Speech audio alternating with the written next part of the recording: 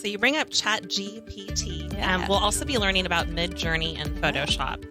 Now, I know I can't go on Facebook anymore without seeing a Photoshop AI example of something somewhere. Yep. And that is kind of freaky.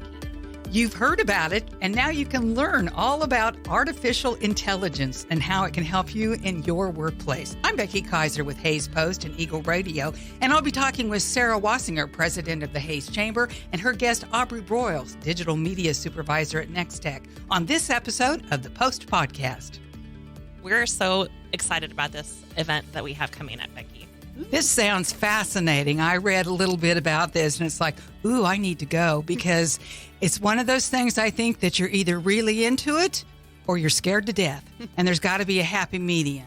I might be in the scared to death category. Well, that's where I am, I'm afraid. I literally. But let's find out exactly what we're talking about. Aubree has the details, and she's going to reassure us. I'm quite sure that we don't need to be afraid. Yes. So we're having an AI content generation workshop, and that is why Aubree is here, because she is kind of filling in for Mr. Justin McClung. He is out on the road currently, and he's going to actually facilitate that. But I'm going to let you kind of talk about how you use AI and what we might expect to learn at this workshop. Yeah. So your presenter for this workshop will be Justin McClung. And he, even in his presentation, he'll tell you he is not an AI expert. And I definitely am not either. So take that with a grain of salt. But so I work in marketing, like you said. Digital media is what I do. So we have a lot of day-to-day tasks that we get to utilize AI for. And I think going into the next 12 months that it will only even increase. So for me, I think one thing we use it for most would be copywriting, whether that's print pieces, digital pieces, website copy.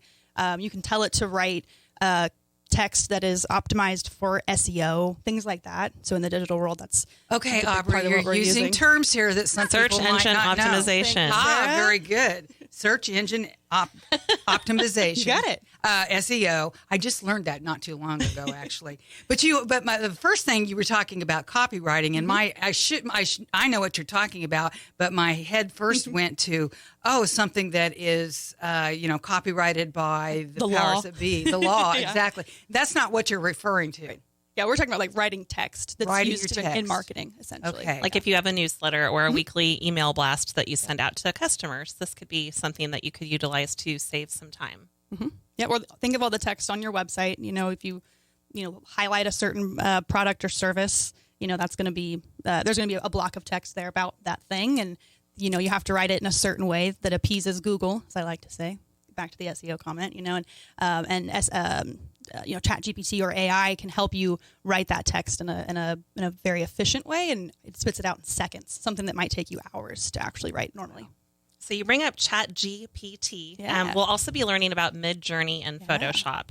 Now, I know I can't go on Facebook anymore without seeing a Photoshop AI example of something somewhere. Yep. And that is kind of freaky. Yes. Yeah. So it's the new beta version of Photoshop is extremely powerful. That's what we're talking about here, where it uses AI to generate images. So essentially, you type into the text box, I want a picture of two people skiing on a mountain, in a red coat and a blue coat, and and it's trees in the background. It's like you can get really descriptive, and just type it into this Photoshop box, hit go, and a few seconds later, Photoshop will basically illustrate you the photo that you're asking for. And then it will give you variations. You can say, no, I don't like that. Can you change it to this? And it's really cool. Wow. Okay, so speaking of copyright to law, who owns the copyright on that then? Oh, gosh, that's a good question. I think it's because it's open source. I think you're free to use it. I'm sure there's other things happening, in the legislature about, how that all works. But I'm not the expert on that. Well, but you make a good point. That's ongoing. We know that the laws have not kept up with our technology. Exactly. So there's always some sort of case that you hear about. Yeah, exactly. Interesting. I did not know Photoshop can do that now. Mm-hmm. Wow. The thing that I've been seeing actually is like these stars, if they would have married and had children, what would their kids look like? Yeah. And I'm like, that is really weird. Or like the Friends kids. I think I've seen that scrolling on Facebook. Just, what they would have looked like as children. But it's not an actual picture of them as a child. It's what AI says that they would look like. Right. Exactly. Yep. So it's very powerful, like you said. Mm-hmm. Yep. Amazing. Now, Aubree, you mentioned Mid-Journey. I've not heard of that. What is that? So Mid-Journey is another generative tool for images. So it's just like the example I just gave for Photoshop, Midjourney does the same thing. They're pretty similar in how they work. I would say Midjourney, at least in my experience, seems to be a little bit more advanced. I think Photoshop's got a little bit of catching up to do, but there's a lot of brilliant minds at Adobe, so I'm sure they'll get there. But they're both generative tools to build images, essentially. And like you said, Photoshop is something that a lot of people have access to with the Adobe Suite, so it makes it a bit more affordable if you're not looking to have an additional software fee for your company. Yep. So, but people might want to know when this actual workshop is going to be held. So those details, it'll be October 24th. We'll have that at Rose Garden Banquet Hall and Catering. We will actually start with lunch from 11:30 to noon. And then the workshop is actually going to run from noon to 1:30 itself. So the cost for this event, our chamber members will receive a special price of $25. It is open to the community as well. So if you're not a chamber member but still want to come, you're welcome to do that as well. The price will be $40 for non-chamber members. I can just picture this room being completely packed. Mm-hmm. This is what's happening right now. And people seem to either know quite a bit about it as it changes almost on a daily basis, or they're like me and reading all these, I don't know, I guess you could call them horror stories of bad things that have happened. And not knowing, being afraid to enter into the world, but it's here. Yep. And Justin will cover a lot of that, the good use cases and the bad use cases and the ways people are using it for good, hopefully. So, that will be a big part of this presentation. I've seen it a couple times, and both times I just am in awe. I'm like, this is so crazy. It is absolutely changing our world, especially if we look over, the next few months. It will absolutely change the way that we work and get things done. What about, do you know, Aubree, I'm just thinking of, I know Nex-Tech gets involved in schools throughout Northwest Kansas. Is this something that is going to be happening in schools as well? Do you know? I don't know. This is geared towards adults with some experience or minimal experience and learning a little bit about it. But I wonder what will happen. The kids learn first, it seems like, and teach their parents. I know. I mean, kids that have this app on their phone, some of them are almost using it like, I don't want to say social media, but like almost like a game. Like they'll just like type in prompts to ChatGPT on their phone, and it can entertain you for hours. So the kids they've got it down for sure. Be a little bit more specific about ChatGPT. Tell us what that does specifically. So ChatGPT is just one of the many platforms you can use to basically take advantage of AI. There are other tools out there like Google's Bard. I don't know if any of you have seen that come through on your Google searches now. Some of the results will be generated AI results. Maybe I just saw that today. Actually, I just saw that today. Oh, you're next. You're on the list now. So anyway, ChatGPT is just one of the many platforms you can use to leverage AI. So basically, you put in a prompt of what you want it to do. Give me 10 titles for this PowerPoint presentation. Write me some text from my website about CloudPhone. Generate the images. It could be write me an email to a client that I'm working with about, a meeting that we can set up next week. I've received those emails from people that you can just tell are written by AI. What's the difference? What is the tell? I think sometimes they get a little too wordy, I'll say, but that's the way these tools work though too. You can if you put a prompt in and it spits out some text, you can say use less words, make this more concise. I want this to sound more like me. It will go back and then spit out what you asked. So it allows editing to as you say make it sound more like yourself. Yep, exactly.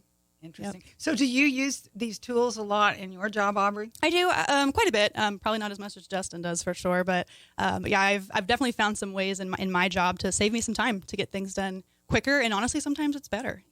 It's using all of the intelligence that it has access to. It's not just my brain that's powering something. So wow. So, How about you, Sarah? Has the chamber entered into the brave new world yet? We have not, and this is going to be one of those things. Obviously, we introduced everybody to James last week as our new Vice President of Marketing and Communications, but we've even talked about, should we or could we be utilizing this to help make our jobs a bit easier or save some time? And obviously, that'll be something that we'll have to figure out going forward. Mm-hmm. They say, in the next few months, as AI, transforms, eventually we'll probably get to a point where each and every one of us has our own AI, I won't say robot, but our own AI that is ours. It knows how we speak. It knows our preferences. It knows our calendars. It knows what we know, essentially. And it's almost like a double second one of you to help you do your day. I mean, imagine if we could duplicate yourself to help you do your tasks all day long. Aubree, I don't think the world's ready for that. Not yet. Well, I was thinking, we were chatting earlier about how maybe we could really and truly go to a 4-day work week and AI could take care of that 5th day for us. Exactly. Yeah. I like that idea. Yeah, don't we all? Yeah. Interesting. So, Sarah, do people need to sign up for this in advance for this specific workshop then? Yes, we want to make sure there's plenty of food for everybody, as well as enough chairs and resources, for materials and everything like that. So, yeah, if they can go to hazechamber.com/events, that registration link is live right now. And because that is on October 24th, we would prefer to close RSVPs for that the Tuesday before the event. So I think that's October 17th for the deadline to RSVP. Well, we'll be looking forward to that. Fascinating.